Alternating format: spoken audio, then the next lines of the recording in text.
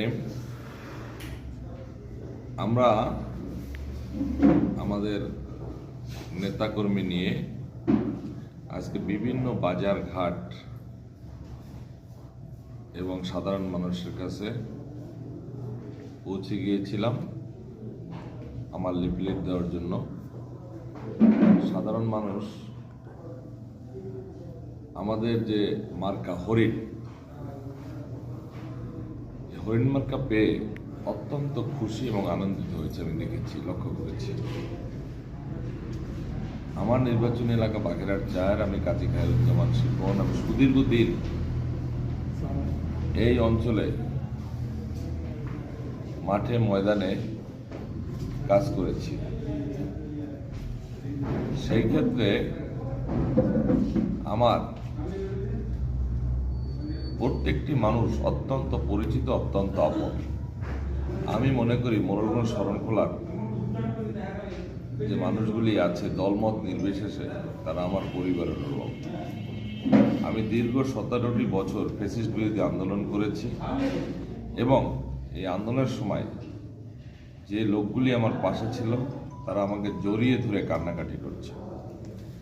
তাদের আবেগের বশবর্তী হয়ে আমি কিন্তু প্রার্থী হয়েছি।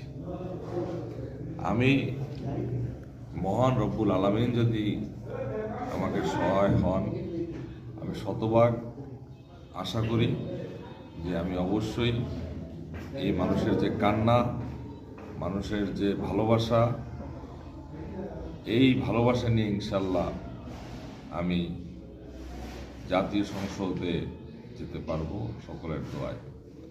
তবে আমরা যারা স্বতন্ত্র প্রার্থী আছি, আমি স্বতন্ত্র প্রার্থী হিসেবে আপনাদের বলতে চাই, বাংলাদেশ স্বতন্ত্র প্রার্থী ঐক্য পরিষদের আমি মুখপাত্র। আপনারা জানেন যে বাগেরহাটে এখনো 3 জন স্বতন্ত্র প্রার্থী ভোট করছে 4টে সিটে।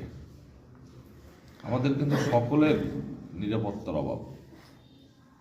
আমাদের আজকে কেউ কেউ বলেছে আমার নির্বাচনী এলাকায় বাগেরহাট 4-এ বহু অপরিচিত ছেলেপেলে ঢুকেছে, কাউকে তারা চেনেও না। সেই ক্ষেত্রে আমাদের প্রত্যেকটি মানুষের কাছে যে ভোট চাইতে যে সময়টা আমাদের লাগছে, আমরা মোটামুটি এই সময়ের মধ্যে শঙ্কিত আছি কি না কি হয়। এখনো কিন্তু ভোট যে সুন্দর এবং সুষ্ঠুভাবে হবে তার কিন্তু এখনো নিশ্চয়তা নাই, কারণ এখনো লেভেল প্লেইং ফিল্ড